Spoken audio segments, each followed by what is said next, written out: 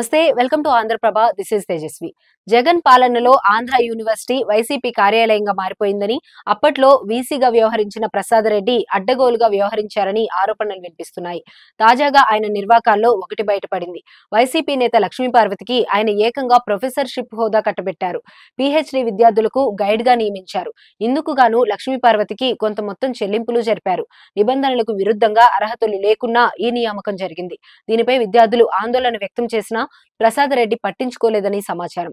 లక్ష్మీపార్వతి ఉండేది విజయవాడలో, పీహెచ్డీ విద్యార్థులు ఉండేదేమో విశాఖపట్నంలో. ఆమె ఇక్కడికి వచ్చేది ఎన్నడూ, మాకు గైడ్ చేసేది ఎప్పుడు అంటూ వీసీ వద్ద వాపోయినా ఫలితం లేకుండా పోయింది. వివిధ సంస్థలలో ఉద్యోగాలు చేస్తున్న వారు పీహెచ్డీ చేసే అవకాశం కల్పించేందుకు ఏయూలో టీడీఆర్ హబ్ ను ఏర్పాటు చేశారు. అప్పట్లో వీసీ ప్రసాద్ రెడ్డి ఇందులో తెలుగు ప్రొఫెసర్ హోదాలో లక్ష్మీపార్వతిని గైడ్ గా నియమించారు. 10 మంది పరిశోధకులకు కూడా ఆమెను గైడ్ ను చేశారు.